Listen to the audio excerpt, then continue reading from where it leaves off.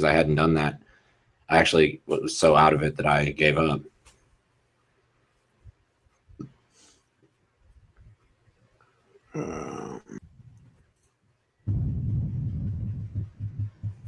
What hole are you picking out of?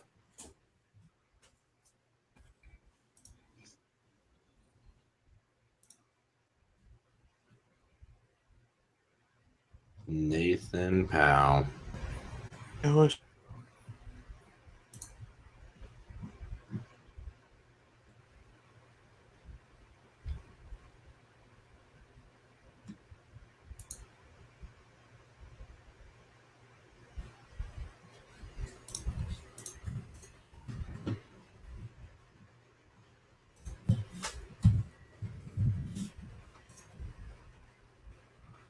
God damn it.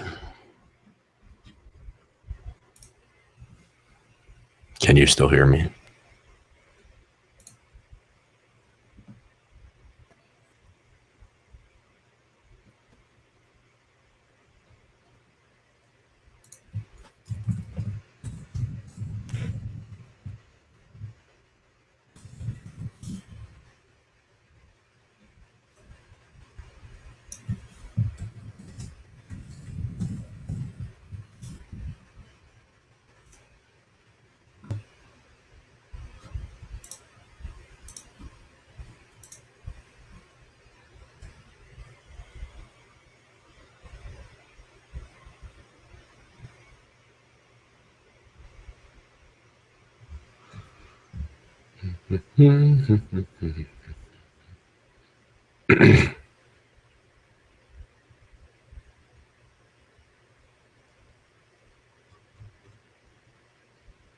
Oh, Derek Myers won.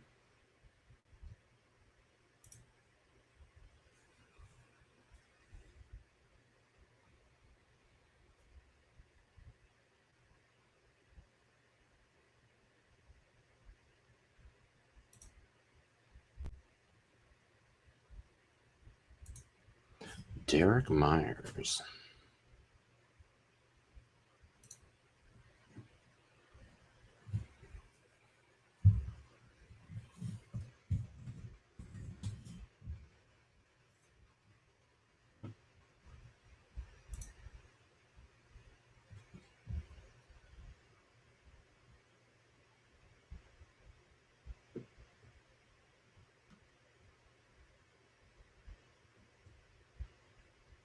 Wow.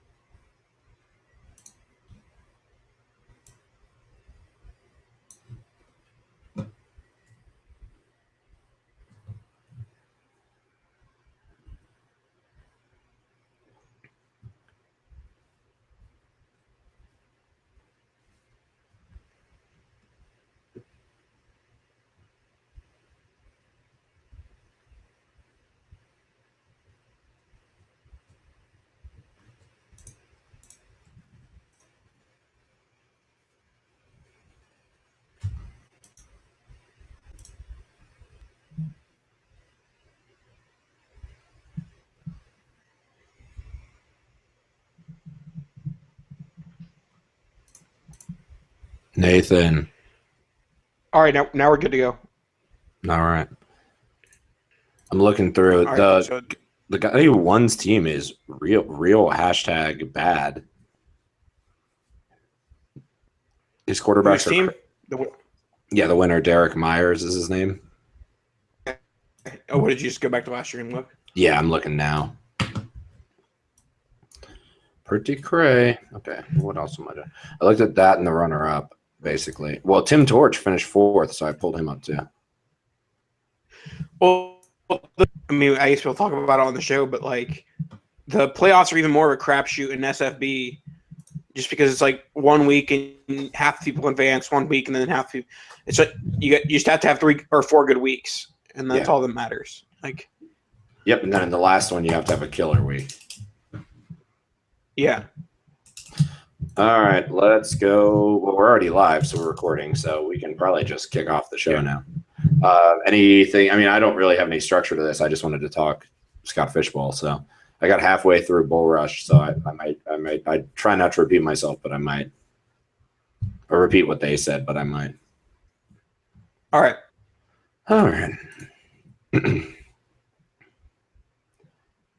Hello and welcome to a special edition of the Dynasty Tradecast. I'm here with my good friend Nathan Powell. He's at NPowellFF on Twitter. I am Eric Bertzloff at Dynasty Trades on Twitter. We're here to talk about the phenomenon that is going to literally murder your timeline tomorrow, which is the Scott Fishbowl 480. So, I mean, it's impressive that nobody else has been talking about this, right, Nathan? It's impressive that you don't realize that people are listening to this on Monday morning, not Sunday night. So they're drafting right now as they're listening, and you already screwed up the beginning. Why did I screw up the beginning? You said that you'll be drafting tomorrow. They'll be drafting right now. Oh, Nathan, this is definitely as they're listening. Tonight. This is definitely going up tonight, so it's going to happen. So, but no, it's 100% true. Maybe you want to redo this start. I feel like that's not that great. Oh no, I thought that was great, and then you screwed it up.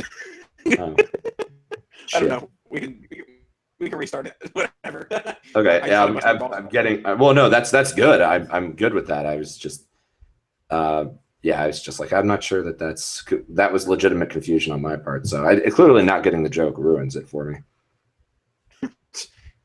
All right. Also, your connection's kind of spotty, so I'll yell at you if your vocals go out. Where are you still on the road right now? No, now I was supposed to freaking go home tonight, but then my car air conditioner went out when I turned on my car. So then now I have to go to the mechanic tomorrow, which is right by my parents' house. So hopefully by tomorrow night, I will be back in my normal recording spot, good to go. Hopefully. Okay. Wow. All right. Keep talking because it's a shitty connection currently. Check. Spider 2, Y Banana, Larry King. Larry King is old. Is he dead yet? I'm not sure. Here we go. These are going to be some great outtakes. I'm in a room that has lots of. I'm in a room with lots of pictures of shells and lighthouses and stuff. This is my parents' guest bedroom. It's still not good, man. We still got pretty. You're every time you talk, it's like kind of like makes noise at the end. All right, let's just roll with it, and if it sucks, it sucks. Should I try the phone? Would that be better? Well, the volume last time was the real problem with the phone. And I mean, like, I'd almost prefer a shittier connection over the volume changes, especially since you're going to be talking so much this time, where I feel like that last time, at least we like tried to keep you from talking as much as possible, kind of intentionally, but now it's not going to be possible. All right, cool. This works. All right, cool. Hello and welcome back to a special edition of the Dynasty Tradecast. This is coming out one day before our flagship pod, but we actually weren't planning on doing this, and I voxed Nathan today and said we should talk about Scott Fishbowl. So I'm joined by Nathan on Twitter at NPowellFF, and I, of course, am Eric Bertzloff at Dynasty Trades. So Nathan, we're really coming up with an innovative idea here and talking about Scott Fishbowl on a podcast, huh? Yes, it's never been done before, so we're giving new information and brand new strategies that haven't been discussed anywhere else. Well, I don't know about the strategies. We might be, different from everybody else because I haven't really listened to them because I'm terrible at listening to podcasts on the weekends. But anyways, we're going to give our hashtag takes on Scott Fishbowl, things that are strategies for position-wise, what we're doing in the early rounds, things like that, and hopefully they will help. Yeah, hold on, Nathan. It's really bad. Is there any way you could like maybe reset like your connection to your internet? Maybe it's pretty nasty. It's like super duper choppy. Here, 1 second. Do you want to just try to rejoin the Google Hangout and see if that works? Maybe.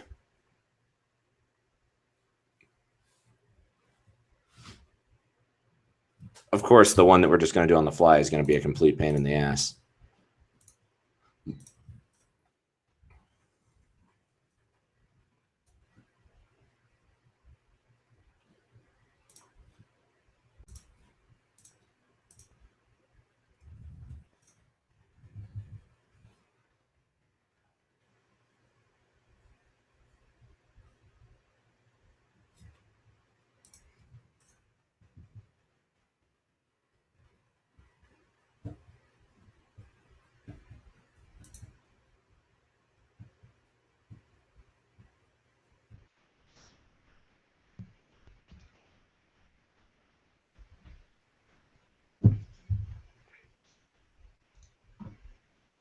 Whoa. There's two Nathan Pals. What the hell? I opened up my Hangout app, but I didn't go into it. But is this working? Can you hear me? Yeah, it sounds way, way better. Okay, I don't know why that's the case, but all right, hold on. Let No, me it close literally felt out like that app. it was like just something like a bad. It was almost like like when you get a bad connection on a cell phone. It's almost what it sounded like. All right, cool. So let's try and roll this, and hopefully it doesn't screw up. All right, let's do it one more time. Hello, everyone, and welcome back to another edition of the Dynasty Tradecast. This is a special bulletin edition of the Dynasty Tradecast. We wanted to put out content on the day that you guys are going to be drafting, so it's probably coming out tonight, which Nathan has pointed out so far. But I'm joined here by Nathan Powell at NPowellFF on Twitter. I myself am Eric Bertzloff at Dynasty Trades on Twitter. Dan couldn't join us, sadly. He apparently goes completely MIA on Sunday, so we voxed him and nothing. So unfortunately, I'm just stuck with Nathan. But Nathan, how are you feeling to do a Scott Fishbowl draft tomorrow? I'm in Florida, and I'm do terribly in Scott Fishbowl, but I'm going to give you the straight make me terrible. Oh, no, Nathan, no. It's way worse than before now. I couldn't even hear the beginning of what you said. And now I can't hear, now I can't hear anything that you're saying. That's way worse. Like before it was just like kind of stingy. That was like cutting out full parts of your sentences. All right, screw it. I'm going to the phone. And we won't talk about it. We'll let people figure it out. Okay. Except for I'm going to point it out.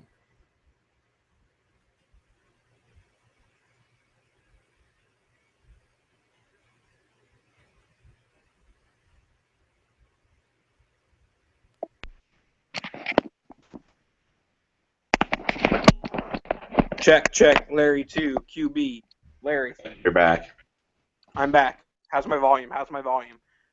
So the one thing I can point out last time from the volume is your volume was really good for like your first couple words or your first sentence, and then you would like either pull away from the phone or like I don't know what it was, but like whatever you were doing when you first start talking, the volume was incredible.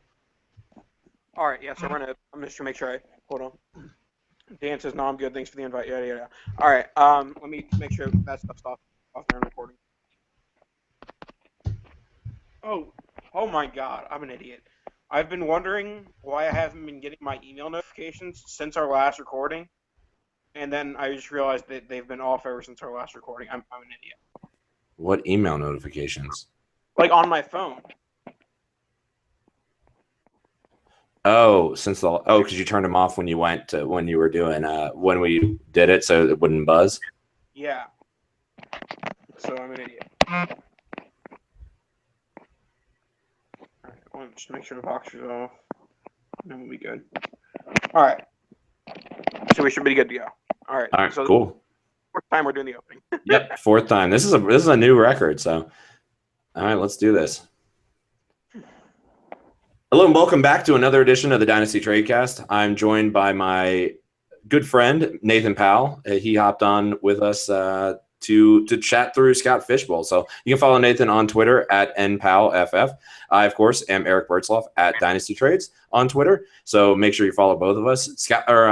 I called you Scott almost because I've been saying Scott Fishbowl so much. But Nathan, I am pumped to draft tomorrow. How are you feeling about it? I am excited. It's always fun to draft in the Scott Fishbowl. It gets bigger and bigger every year. The competition gets stiffer, and I'm just ready to give some quality advice on this podcast and then not follow it on draft day. Yeah, I mean, it's kind of like it almost has like the feel of a GTT or GD. What did they call it? Like a guaranteed prize pool tourney in DFS. It's how it feels. So it's definitely this year more than any others, and I know it's been mentioned on other pods. There's mock drafts, which I've never seen. I joined Scott Fishbowl last year, kind of after bursting onto the scenes and getting hired by DLF. But how many years have you been doing it, Nathan? This is my third year. The first 2 years haven't gone great. It's weird. I've drafted good teams, but somehow they haven't been good. So I don't know how that works. But hopefully year 3 is the charm for me, and I'll be the winner. That's my personal plan. I don't know about yours.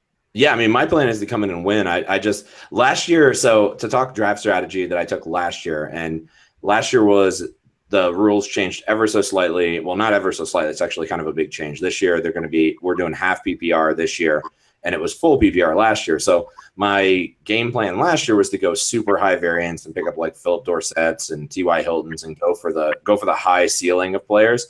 And I think I overdid it and ended up, I did definitely overdo it and ended up completely bombing out of the thing. So I guess, Nathan, have you made the playoffs yet? Because I didn't even get close. I finished like 2-10 last year. Yeah, no, I have not made the playoffs either year. I think I went like 7-7 or 6-6 my first year, and I was just absolutely terrible last year. Where are you picking this year? Where's your draft slot?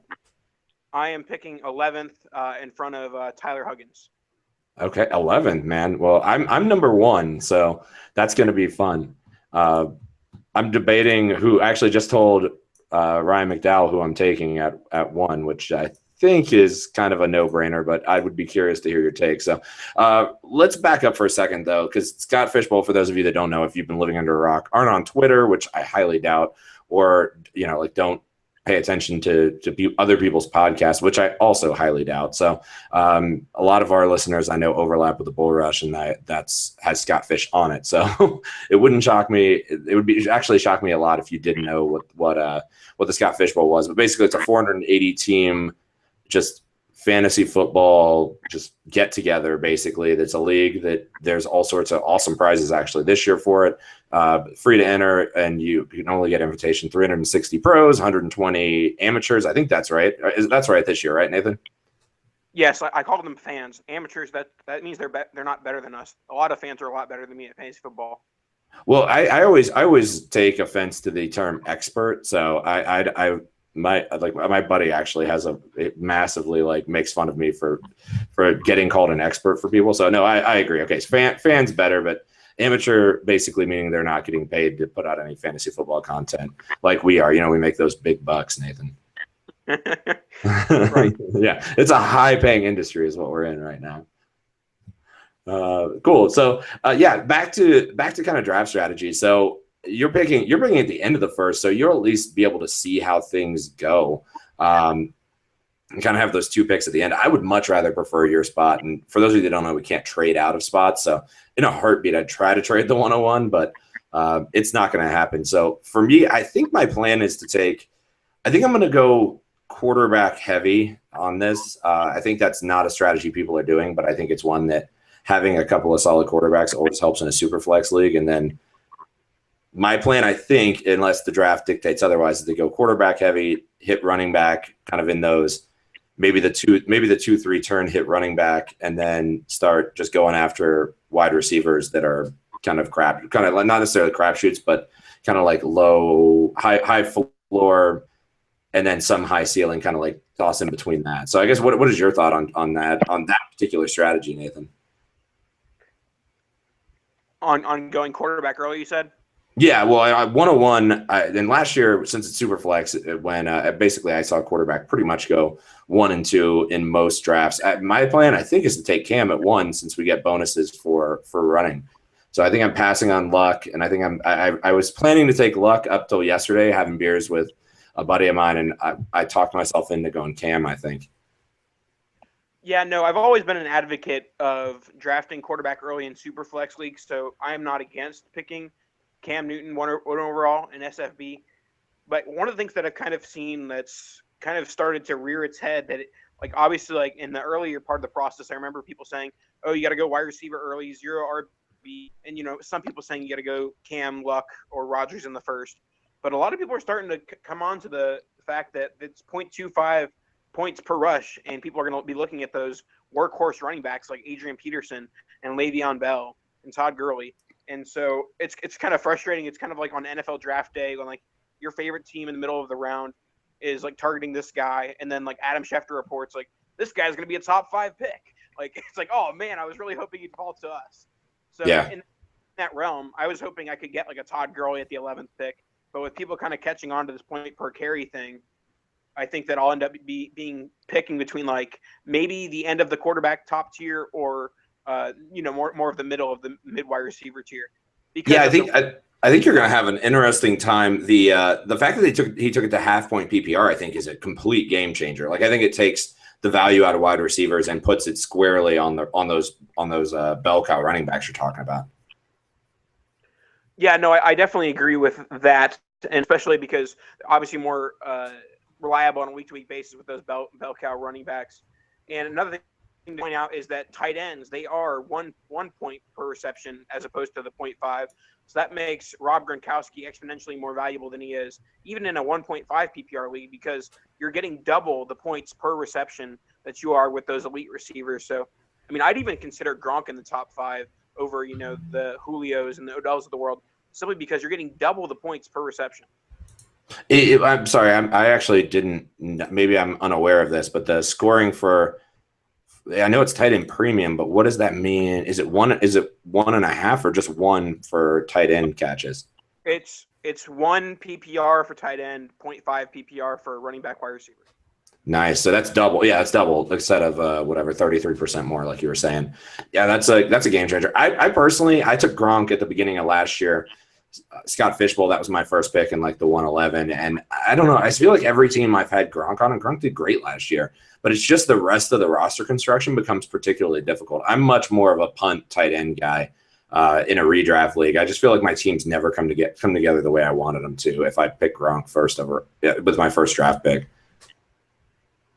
Yeah, the one thing to advocate avoiding quarterbacks and tight ends early is the fact that you have 2 running backs, you have 3 wide receivers, and then you have 3 non-super flexes. So you have all those players that you can play outside of the quarterback and tight end positions. And so it's not really necessary that you have the elite quarterback, because if you have 2 decent quarterbacks and the rest of your roster is loaded, then obviously you're going to be getting an advantage weekly, as opposed to the team that is having starting like Robert Woods as their third flex rather than a quarterback. Right. I mean, and I'm looking at actually I was looking at the winner last year's team, Derek Myers, who's at DA Myers 10. He's a fan, actually won it. So that goes a long way to what you're saying, Nathan, where the fans, some of them are actually better than we are at this. But there is, he had Kirk Cousins and Blaine Gabbert as his 2 quarterbacks to sail him home to the championship. So that's completely insane in the super flex, but it worked out for him. Yeah, and this is one thing that we've talked about on the Dynasty Tradecast in regards to Dynasty, but how do you value punt return and kick return TDs in regards to this format? Do you bump up Tyler Lockett and Antonio Brown and guys like that in this format, or is it just too unreliable week to week, do you think? Okay, let me back up. I didn't even realize receiving TDs were in this year, so I don't think they were in. Were they in last year? Maybe I'm living under a rock here. Is that another new format? I know they were in last year. I'm just looking at this year's scoring. No, that completely changes. See, I know Tyler Lockett becomes a very high-end wide receiver at that point. We should probably not talk about this because I feel like I didn't know that, and people are going to miss that in the scoring. So, wow, that's a game changer. So, no, Lockett probably goes from he probably ends up being in the a 3rd-round pick then, 3rd, 4th-round pick with receiving yards. And I mean, is Antonio Brown still returning? I don't even know I didn't even know he was still returning kicks though. But if he is, then yeah, I mean, that's obviously anybody who's returning kicks now has a lot more value. See, yeah, no, I've always been of the opinion that it's kind of just too fluky to even overvalue it. But maybe, a couple pick bump. But in the same regards, the fact that there are so many quarterbacks that go early, wide receivers, running backs do get that slight bump down. So if Lockett's going in like the 5th round of your normal league, I think you should still go in the late 4th, early 5th of this league because of how the Superflex works. Yeah, no, I completely agree. I mean, but yeah, there's not receiving. Let's clarify that there's not receiving yardage pointage. So it's only if he gets to a TD. Hold on, you're saying receiving, and you're meaning returning. Returning, yeah, that's what I meant. But let's clarify: there is not return yardage points that are coming in. So it's only if they score a TD. If they get tackled on the 1, then you're screwed, right? Correct. Yeah, and I'm actually looking at the rules from last year. That was the same thing. So, yeah, maybe it gives a minor bump, but no, I completely. Now, the more I think about it, the more that type of ruling, it adds for Lockett, but it's going to happen so very few times that it probably is an outlier when it does. So completely agree. gradual bump probably of what it would be if there were return yardage, that would be a complete game changer. Yeah, that would be. Yeah, so I mean, I think my strategy this year is going to be actually. I'm kind of going to treat it like it's a guaranteed prize pool tournament on DFS, and my plan I think is going to be to try to do some stacks. Is to like stack in quarterbacks, receivers, like try to get some stacks in. And if I have Cam, I don't know what that stack looks like. Maybe it's Funches in like the 6th or something. Maybe it's Kelvin Benjamin in the 3rd, whatever it is. Try to come up with something there that, it can build a powerhouse team, which I think that's kind of the way I approach these things. And maybe that's a mistake, but once you get into the playoffs, it's all about volume of points as opposed to your head-to-head matchup. So you're trying to score as many points as possible once you get into the playoffs. Yeah, obviously, in any fantasy format, scoring the most points is the optimal goal. And yeah, I'm not sure about the whole stacking teams thing because at the same time, that can also limit your upside. There are the offenses like the Steelers and like the Seahawks at points last year where, that offense is putting 50, 60 fantasy points up. But where they're not as good, and especially in the playoffs, that could kill you if you have a team. Let's say you have a Colts stack and they end up going against the Broncos, and then they, have a goose egg, and then you're out of the playoffs immediately. So yeah, maybe that's good. That might be a good point where your stacks. Yeah, actually, I might look at the playoff schedule now that you're mentioning that and make sure that, or like the playoff in the Scott Fishbowl schedule for the teams if I was planning to do a stack. So taking Cam number 1, and if I end up with Benjamin or Funches, I mean, obviously it wouldn't be the cornerstone of my team, but it would give, I don't know, it just gives a lot of upside, I think. But I don't know, maybe I guess what is your strategy, Nathan? When you go into this, what is your plan? My main plan in any super flex draft is to not get screwed on quarterbacks. It kind of seems like a lot of the times when people, push the envelope and try and go later and later and later, they end up just making mistakes. So I try and, get 2 quarterbacks in the first 6 rounds. And obviously I hate having restrictions like that. Like, I have to get the first 2 quarterbacks by then. But anything beyond the 6th round, it's often like looking at guys who are either not having QB1 upside or guys who might not even be guaranteed to have a starting job midway through the year. So obviously, I want to get at least 2 in the first 6 rounds. And obviously, another thing that I like to do, even though there's no trades in Scott Fishbowl, I do like getting some of those, handcuff type quarterbacks in the 20 and 21st round in case some quarterback gets injured. There are no waivers until after week 1. It can exponentially be more valuable after week 1 because of a preseason injury or a week 1 injury. So I'm always targeting guys who I think could possibly get starts at any point during the season. And another thing to point out with the Scott Fishbowl is there are incredibly deep rosters. So, yes, there are waivers, but very rarely is a waiver wire gem coming because even Dion Lewis was rostered in some of the drafts last year, which just sounds insane. But because the leagues just got drafted. Yeah, no, you definitely see that, and yeah, you bring up a good point in picking up a backup for your stud quarterback, which trying to at least cover your butt if somebody goes down, and like I said, I mean, if you run out of money, you're gonna have to spend a fortune. Like Derek Anderson behind Cam Newton, you'd have to maybe I'm consider drafting him. I probably am not, but that's the kind of move that can save you a ton of fab dollars if there's nobody else there that makes any sense. Another strategy that the Bull Rush guys brought up is that when you're spending fab in Scott Fishbowl, especially, this type of league where you kind of have to go all out, you got to identify your waiver wire target and pretty much just blow your budget on that guy. Because more often than not, another guy's going to blow the budget if you don't. So it's kind of like don't miss out on this year's Dion Lewis after week 1 by, only putting 50 out of 100 instead of 98 out of 100, that type of thing. Yeah, I mean, I feel like that's generally the rule with fab as it goes. I mean, there's only a couple guys that show up at the beginning of the season. Like in weeks 1 through 3, there's always inevitably a guy who ends up being the new Gary Barnidge or the new Dion Lewis or whatever it may be, where you almost just want to spend your entire fab budget on that player and just, say, screw it, that guy's getting on my team now, and then I'm going to roll with the rest of it. Because, yeah, I mean, as it goes, and I actually learned this, I was holding on, and by the time it got to like week 8, it's like there's nobody left that's worth, spending money on that's a free agent. Yep. Faux show. Yeah. So, I mean, I'm obviously really excited, and I know that I was just sitting around like giddy, and I'm like, man, it would be fun to get on the microphone and just chat about strategy with this. So yeah, I mean, that's I guess that's probably unless you have anything else to say, Nathan, I guess we can wrap it up there. But it's going to be a ton of fun. There's going to be a ton of different directions being had, and you can watch. It's cool because you can watch like 40 other drafts occur at the same time that you're drafting, and you'd be like, okay, well, you can go through each one of those and see what picks are going where. There's one thing. The Scott is actually running a bunch of Scott Fishbowl satellite leagues. So if you're listening to this podcast and you're like, oh, I didn't get in, why am I even listening? Well, you got to the end, and this is why you're listening, because you can join a Scott Fishbowl satellite league. We'll be getting automatic spots into next year's Scott Fishbowl, so that's pretty awesome. And wow, he's getting big.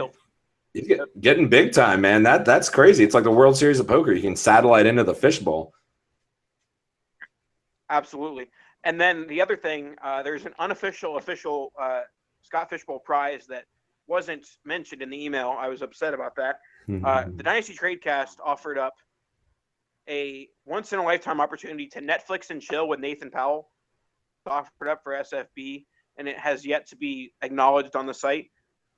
So hopefully by me mentioning this on our podcast, this will get Scott to put it up on there. But yeah, someone got the opportunity to Netflix and chill with Nathan Powell. I don't even know. I mean, like, they're going to go through like 100 people being like, no, I'm good. Thanks. But thanks for the offer, but no thanks. And then like finally you're going to get some creeper from Craigslist who comes and hangs out with you at your house, who's apparently in the Scott Fishbowl. Yeah, you guys might want to pray for me. No kidding. Cool. Well, good luck drafting tomorrow. If you're in the league, there is literally nothing worse than a draft division. So make sure you're drafting quickly. I don't care how busy you are. Get on that phone in the middle of a meeting. I do this shit too. Worse stuff too. I do this stuff too, where in the middle of a meeting, I have my phone out, and especially with a draft like this, like checking out where it's at. So I'm a professional. I don't know that Nathan's a professional. Nathan, you're just in the middle of a class tweeting, right? It's the summer, so I cannot confirm or deny anything about what happens during the school year. Yeah, no, he's just pummeling beers and sitting poolside in the summer now since he's on vacation. So that sounds nice. Cool. Well, good luck. Good luck tomorrow, guys, on the draft and Scott Fishbowl. I have no idea if this podcast was informative, but we just wanted to get it out there and have some fun with it. So until next time, there'll be a pod out tomorrow as well. Then that'll be our flagship. So we'll have Adam Hardstead on. That's right. We're having Adam on tomorrow, right, Nathan? Correct. Awesome. So we're excited to have him on, and you'll be getting some serious content from us, and good luck tomorrow. And hopefully if you're not in the Scott Fishbowl, at least embrace the mayhem that will be Twitter for the next couple of days. Until next time, we'll catch up with you guys then. Woo. That was all right. Yeah, I'm not sure we actually said anything. But we didn't really have much of a plan, so. Oh yeah, like just going back and forth for sure. There was definitely no agenda, and that definitely showed. So we'll, I don't know. I'll take a look at it and see if it's salvageable. I'm sure it is. Yeah. All right, I'm gonna go edit this and go back to playing Hearthstone on my computer. Coolio. All right, later, dude.